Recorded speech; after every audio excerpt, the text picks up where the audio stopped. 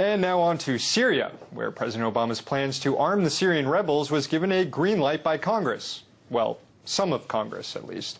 In June, shortly after the White House announced its plans to dump weapons into the Syrian civil war, we learned that members of the Select Intelligence Committees in the House and Senate expressed concerns with those plans and blocked the assistance out of fear that weapons could end up in the hands of radical elements within the Syrian opposition. Those concerns were raised in secret and only among those members who serve on the intel committees, not all members of Congress. And then this week, we learned that those secret concerns raised in secret to the White House have now been addressed in secret by the White House. And members of both the House and Senate Intel committees have now given their secret approval for the White House to provide lethal assistance to the Syrian opposition. U.S. arms could begin funneling into Syria as early as August.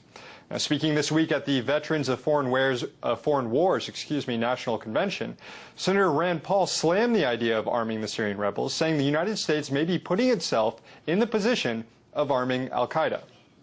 The Assad regime is no friend of freedom or the United States, but this does not mean that the enemy of our enemy is our friend.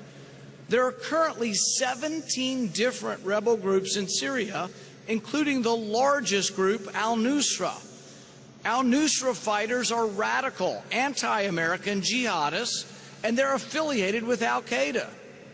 But your politicians in Washington are eager to send weapons. They promise, oh, these weapons won't get into the hands of the enemy.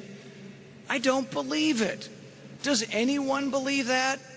Unfortunately for Senator Paul, he doesn't sit on those select intelligence committees in Congress that have debated this issue behind closed doors and in secret. So he's had very little say in crafting policy. But is he striking the right tone here? And should U.S. policymakers be listening to these more skeptical voices when it comes to intervening in Syria and elsewhere around the world? To discuss this further, Matthew Feeney, assistant editor at Reason.com, joined me earlier. I started out by asking him if Rand Paul has some sort of special insight into Syria that other members of Congress don't have when he says we shouldn't be arming the rebels. No, I think they all have the same access to the same pieces of information. He's just come to a different conclusion, which is that to intervene in Syria on behalf of Assad's opposition is not in America.